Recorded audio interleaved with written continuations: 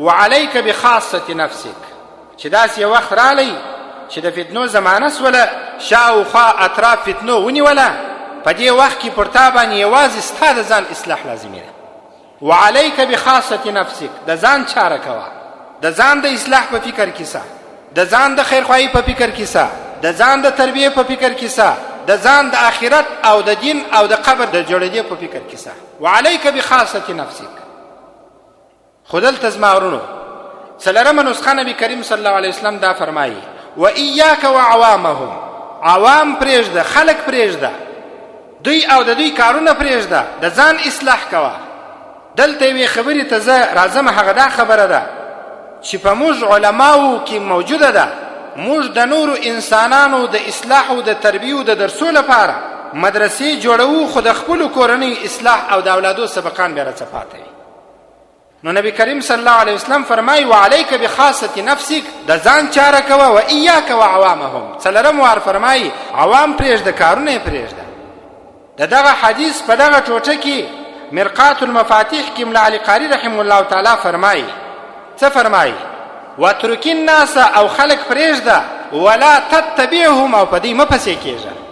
نن که یو څوک خبره وکړي په دا یوه خبره پسې بې تحقیقه بې بنیاده، نن په زرهاو لکهاو انسانان پسې دي.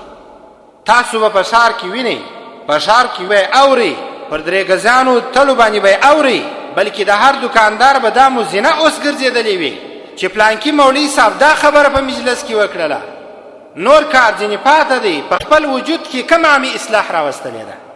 دا خبره خو کوي وای پلانکی مولوي صاحب وهابي، پلانکی مولوي صاحب دا خبره کوي، نور زه تاسو ته قسم ایږدم یو عامي راوشي چې ژره به یې خرولي، تور تو خپله ژره پرېږده، حرام پرېږده، دا پوچ کار پرېږده، د کفارو ملګرتیا پرېږده، راسه سي میدان ته، هغه د مورې زوی نه پرېږدي، مګر په هر بیان کې به دا خبره کوي چې پلانکی مولوي صاحب وهابي دی.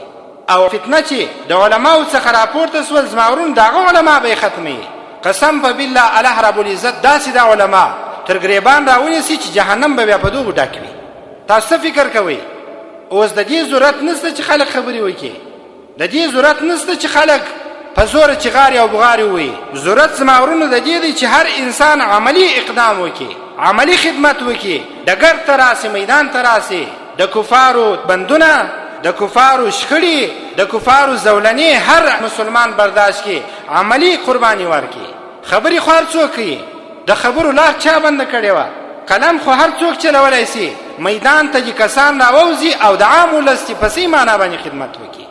وعليك بخاصة نفسك وإياك وعوامهم، د ځان چاره کوي، د ځان اصلاح کوي، د نورو خلقو او د عوامو خلقو او د دوی کارونه پرېږدئ. که یو عالم که یو ملا خبره وکړل، نن هغه خبره د هر چا په جیب کې ده، راباسې پر دې باندې جنګونه سوي دي. حتی دا راپور را رسېدل دی چې ځینې کسان علماو ته د مور او د کور والا شکنځل کوي. ها بل عامي بیا د بل مولوي صاحب پر خوا دی، د هغه پر سر باندې شکنځل برداشتي، یو د بل شکنځل سره کېږي. څه ضرورت دی؟ ایا دا فتنه نه ده؟ عالم په هیڅ صورت کې باید داسې خبره ونه کړي، مولا باید په هیڅ صورت کې داسې خبره ونه کړي، دینداره باید بلکې هر مسلمان مؤمن په هیڅ صورت کې داسې خبره ونه کړي چې هغه د عام ولس تر مابین فتنه راپورته کوي. د فتنو د علاج لپاره جناب نبی کریم صلی الله علیه وسلم دا راته وفرمایل وعليك بخاصة نفسك، د بل په بهتانو کې غرق، د بل په درواغ تړلو کې غرق، په بخل او حسد کې غرق، په بې تحقیقه او بې بنیاده خبرو کې غرق، د بل اصلاح کې ځان ته بیا متوجه نه څوک. که حرام ګټي خو خیر وای پروا نه کوي، پر دې پوښتنه نه کوي. که رشوت ورکوي، هر ځای د رشوت څخه ډک و، پر دې باندې پټې سترګې، پر دې باندې غوږونه کاڼه اچولي، سترګې مړې اچولي. خو کله چې د یو چا د وهابیت مسله راپورته سوله، هلته چې قرآن په صریح الفاظو دا فرمایي چې حرام پرېږده، دلته بیا د بل په وهابیت کې درواغ هم وایي، افتراوي هم تړي، بهتانونه هم وایي، غلطي خبرې هم کوي. لا تحسبن الله غافلا عما يعمل الظالمون. الله رب العزت ډېر احسان زموږ سره دا کړی دی چې الله د آخرت ورځ راته پیدا کړې ده. هلته بیا حساب و کتاب صحیح کېږي، دلته څوک حساب و کتاب نشي کولی. هر سړی دا غواړي چې زما خبره حق ده، پر دې باندې دلایل پیښوي. هره بده، خرابه او باطله فرقه او ډله تاسو ته د قرآن او حدیث دلایل وایي. هر باطله ډله دلایل درته وایي، خدا فیصله څوک کولی شي؟ صحیح فیصله الله رب العزت به د قیامت په ورځ کوي، او دا فیصله به الله ته پرېږدو. زمارونو تاسو په ناحقه خبرو کې ځانونه مه اخته کوئ. د دې پر ځای چې تاسو د قرآن ترجمې واورئ، نن دا بیان انسانان ټینګوي چې پلانکي خدا وویله، ته څه پکښې وایې؟ دا ځای او دې مرکز ته به د چا شیطانتونه، د چا جاسوسۍ، د چا غلط راپورونه، بې تحقیقه او بې بنیاده خبرې، بې بنسټه خبرې، د ژبې د سر خبرې او بې تحقیقه د خولو څخه راوتلې خبرې به نه راوړئ. که په دې 10-8 کاله کې زموږ خدمات او زموږ د الله رب العزت په لار کې قربانۍ کې چا یوه غلطي راوښودل، موږ ملامت یو. که چا د قرآن یا چا د حدیثو یا چا د امام اعظم ابو حنیفه رحمه الله تعالی د مذهب خلاف یو حرکت موږ ته په 10 کاله کې چا راوښوي، موږ ملامت یو. د خبرو څه ضرورت دی؟ د غلطو افاو اوازو څه ضرورت دی؟ وعلیک بخاصة نفسک، د ځان چاره کوه. و ایاک و عوامهم، کارونه یې پرېږده. موږ د دې مسؤلیت نه لرو زما ورونو چې عوام خلک به حرام ګټي، موږ به لارې ورته جوړوو. عوام خلک به غیبتونه کوي، موږ به لارې ورته جوړوو. عوام خلک به پر نورو انسانانو بهتانونه وایي، موږ به لارې ورته جوړوو. زموږ دا مسؤلیت نه دی. موږ په صحیح معنا باندې تاسو په حقه طریقه خبروو. الله شاهد دی، د قیامت په ورځ به د الله په دربار او په حضور کې حساب سره کوو چې چا څه رقم خبره په کم نیت کوله، چا د چا سره شناخت په کم نیت کوي، چا د چا سره تعلقات په کم نیت ساتله، چا تقریر د منبر او د محراب او د ګویاو د رسنۍ د لارو په کم نیت کوي. الله ته به دا فیصله پرېږدو. موږ ژبه هم لرو زما ورونو، او مایک هم لرو، ګویا هم لرو، خبرې مو هم زده دي الحمدلله، او د هر چا سره هم خبرې کولی سو، خو موږ تحمل کوو، صبر کوو. فتنه که راله په هغه کې صبر کوو، ځان ورښکلونه، ځان ورداخلونه.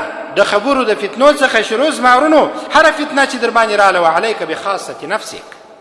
وفي روایت، او په یو روایت کې جناب نبی کریم صلی الله علیه وسلم فرمایي، الزم بیتک، چې فتنې ډېرې سولې، د هر چا د خولې څخه فتنه راوتل، د هر چا د پښو د حرکت څخه فتنه راوتل، د هر چا د سترګو د اړول څخه فتنه راوتل، د لاس د غځولو څخه فتنه راوتل، د ناستې او ولاړې حرکاتو سکنات څخه فتنه راوتل. الزم بیتک، بیا د کور څخه مه راوځه، په کور کې اوسېږه. تیر بیان کې دا خبره ما درته وکړله چې په اخیر وخت کې به د فتنو څخه د علاج، د فتنو څخه به د ساتنې 2 ځایه پاته وي، یو د الله رب العزت کور مسجد، او بل خپل کور د استوګنې. جناب نبی کریم صلی الله علیه وسلم فرمایي، که غواړې چې ځان د فتنو څخه وژغورې، الزم بیتک، د کوره مه راوځې. که راووتې نو داسې مرکز ته ولاړ شه چې ستا دنیا او آخرت په ښایسته وي.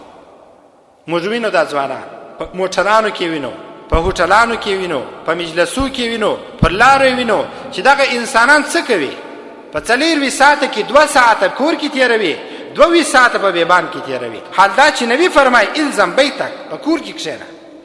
دا 5م علاج دی د فتنو څخه، او 6م علاج دا دی جناب نبی کریم